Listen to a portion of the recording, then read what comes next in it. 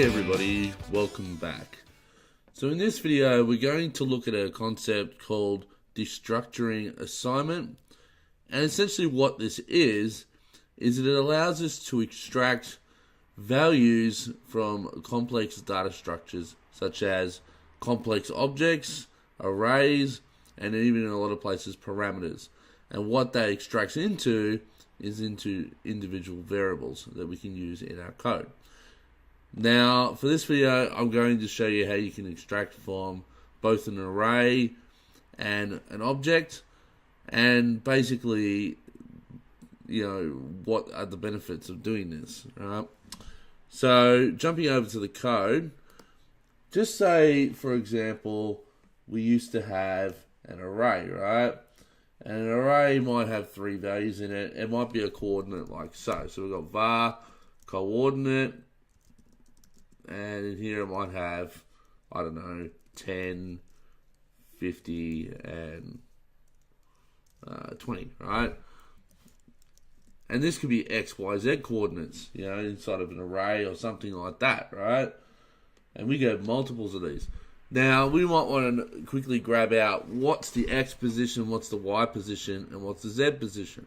And we know from this array that the first is always X, the middle is always Y, and the last is always Z. So, without using the destructuring assignment, you would have to do something like this. You go var X equals coordinate 0, right? And then you do this 2 more times to get Y and Z, right? So you have Y and Z, and this would become index 1, and this would become, and this would become index 2, right? And you could console.log all this out, right?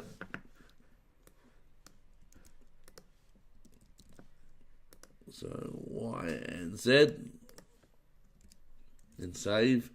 And we could run this and it would work, okay? You can see we've extracted out the 3 values, right? But that's a lot of code just to get 3 values that are inside an array here.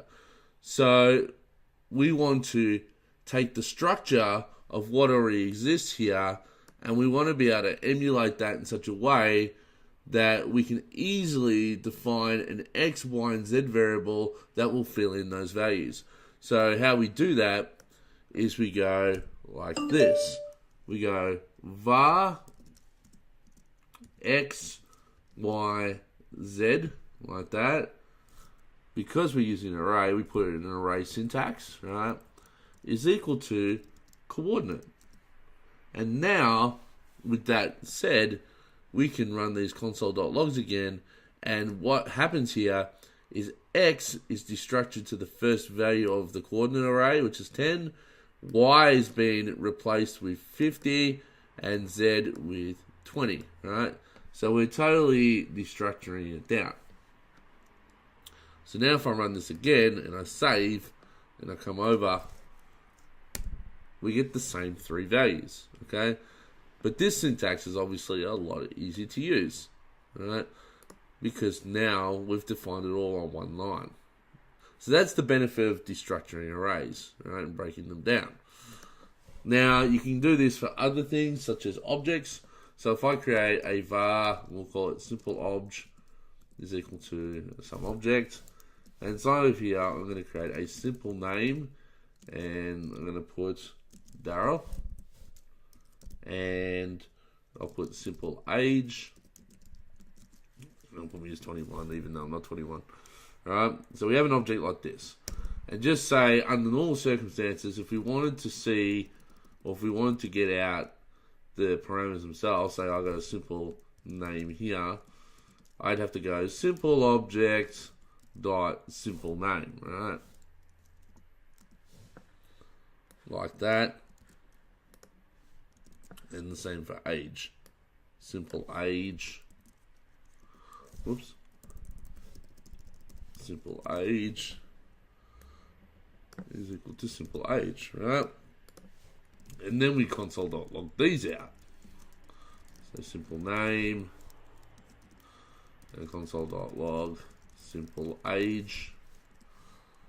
And when we came over to the code, you see that we got the name out and the age out. But once again, we're referring to it by going object name dot property object dot property, right? So again, we can make a little bit of ground here. And how we can do it is we remove all of this. We create a variable again that's an object structure like that. We put in simple name, comma, simple age, like so. And then we just set it to the simple obj, right? So what happens here is the simple name will read the simple name property inside the simple obj, and the simple age will read the simple age property that's inside of the simple obj as well. And it will still extract them out into variables and put them as properties, right? As values from the, or assigned to the properties, sorry, that are inside the object, and spit them out as values. So let's quickly check that, see if it still works, and you can see it does, right? Now, just two more things to keep in mind with objects. Obviously, not every single object is this flat, right? You have objects inside of objects, and so therefore you might have some complexity. Also, you may want to name your variable differently to what is named inside of the object, right? Just because, for whatever reason, okay? So how do we go about doing this, okay? So I'm going to come down, I'm going to create a complex object, right, that looks something like this. We're going to set the name property like that to, obviously, my name again. We'll set an age to 21 again. And then I'm going to put this thing called a favorite team. And yes, I spell favorite with the U. I'm Australian. And this is going to be an object, right? Inside of here, there'll be a name, and I'm just going to call it Carlton, right? That's my favorite team. If you don't follow AFL in Australia, you should take a good look at it. Anyway, I'm digressing. So if I want to extract the name, the age, and the favorite team out of this, but I want my variables to be called, complex name, I want it to be complex age, right? And I want it to be, team, like so, right? And team will store the value of the name that's in the favorite team object, right? How do we go about doing this? Well, the old way would be you go complex object dot name, because the names don't match up, right? And complex object dot age, and then finally complex object dot favorite team dot name, right? And then we can console.log all this out, complex name, and I'll just copy this 2 more times, complex age and team, right? And then I'm just going to remove all this stuff at the top here for the moment. It's not part of the example, just so we get a better shot of this. So this will still work. So if I come over, clear screen, and run the code, you'll still see I get Daryl 21 Carl, right? Again, this is a lot of code to write. So what you can do is, if in the case of your variable name being differently to the name, you can write your variable syntax or your destructuring assignment something like this. So I can come in and go name, right? Name being the name that we're destructuring inside the object here, right? Comma, and I want to call my variable complex name in that situation, right? So whenever I'm extracting the name from the object, I want it to be passed into a variable called complex name. We can do the same for age here. So for the age one that we're going to break down, I'm going to pass it to a one called complex age. And then finally, for the situation of my team, right, we're first going to go into favorite team. So for favorite team, right, we're going to look inside of that. We're going to look for a name property. So that's looking for this. So inside of this, look for this, and then assign it to the variable team. Right? And then overall, we need to assign it to that complex object so we can extract it from that object. So this now will say, inside of this object, right, I want you to fetch the name and I want you to put it into a variable called complex name.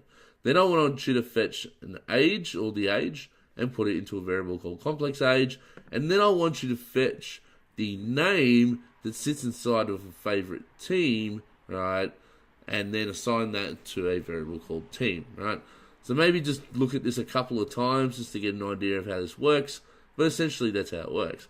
Now I'll remove these 3 lines here as we don't need them anymore, and what you will see is when I save this, we're going to get the same result.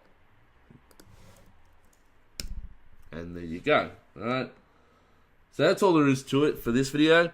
In the next video, we're going to look at how you can use this for parameters and things like that. And we're also going to look at situations where you may not have an object come back with a certain parameter and how we can address that either with default values or what happens if it doesn't exist. Okay, so I'll show all that in the next video, and I'll see you then.